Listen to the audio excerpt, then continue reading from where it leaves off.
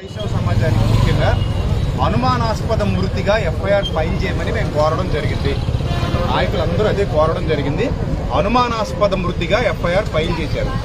ప్రవీణ్ పగడాల గారి రక్త సంబంధికులు ఎవరో ఒకరు వచ్చి కంప్లైంట్ ఫైల్ చేస్తే తప్ప పోస్ట్ మార్టం చెయ్యము అని పోలీసు వారు తేల్చి చెప్పేశారు.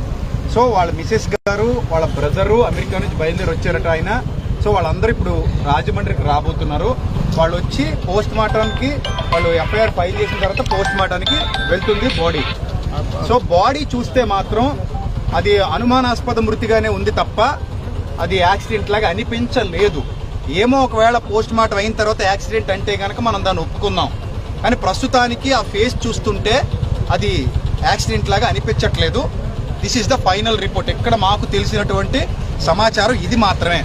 సో చాలా కష్టపడి సోదరులందరూ నిరసన వ్యక్తం చేశారు. నడి రోడ్డు మీద ఎండలో కూర్చున్నారు, చాలా కష్టపడ్డారు, పోలీసు వారికి తెలియజేశారు. అలాగే ఏబిఎన్ వారు వచ్చారు, TV9 వారు వచ్చారు, RTV వారు వచ్చారు. వాళ్ళందరికి కూడా క్రైస్తవ నాయకులందరి గొంతు వినిపించడం జరిగింది. వాళ్ళు ఏ మేరకు మీడియాలో మరి క్రైస్తవ్యానికి సపోర్ట్ చేస్తారో ప్రస్తుతానికి తెలీదు. వాళ్ళు సంపూర్ణంగా చేస్తారని నేను కూడా ఆశిస్తున్నాను, మేమందరం ఆశిస్తున్నాం. రైట్. ఇక క్రైస్తవ సమాజానికి ఇచ్చే చివరి పిలుపు ఏంటంటే, ప్రస్తుతానికి క్రిస్టియానిటీలో దాడులు జరగడం, ఎవరు పడితే వాళ్ళు నోటుకొచ్చినట్టు క్రైస్తవ్యం మీద మాట్లాడడం జరుగుతుంది. సో మనందరం ఐక్యంగా ఉండాలి. ఇలాంటి సంఘటనలు పునరావృతం కాకుండా మనందరం మన ఐక్యతను చాటి చెప్పాలి. రెండో పాయింట్ ఏంటంటే, ఒకవేళ ఈరోజు పొద్దున వచ్చినటువంటి న్యూస్ ఏంటంటే, ఒక మతోన్మాది తన ఛానల్లో పోస్ట్ పెట్టేట ఎవరు చంపేశారో అని.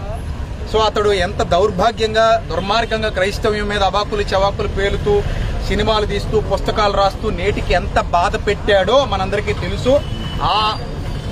ఆ స్క్రీన్ షాట్ బయటకు వచ్చిన తర్వాత క్రైస్తవ నాయకులందరూ కలిసి దాని మీద ఎఫ్ఐఆర్ ఫైల్ చేయబోతున్నాం. ఇది పచ్చి నిజం, ఇది జరిగి తీరుతుంది. అలాగే ఇక మీదట ఎవరైనా నిర్నిమిత్తంగా మన మీద దాడులు చేసినా, నిర్నిమిత్తంగా మన మీద పోస్టులు పెట్టినా ఎవరు మౌనంగా ఉండొద్దు. దయచేసి నాయకులతో కలవండి, చాలు. ఇక మీరు ఏం చేయక్కర్లేదు. మీ పక్షంగా నిలబడిన నాయకులు ఎవరైతే ఉన్నారో వాళ్ళతో కలిసి వాళ్ళు రమ్మన్న చోటకు వచ్చి ముందడుగు వేయండి.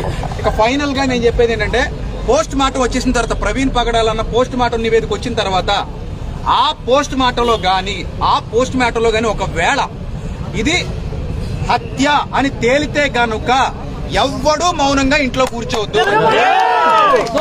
ఏ సంఘం కూడా మౌనంగా ఇంట్లో కూర్చోవద్దు. ఖచ్చితంగా విశ్వాసి బయటకు వచ్చి మన పోరాటం ఏంటనేది అప్పుడు చేద్దాం. అంతవరకు మౌనంగా, వినమ్రంగా, విధేయతగా ఉండండి. పోలీసు వారు చెప్పినట్టే వినండి. దయచేసి ఇంకేం చేయొద్దు.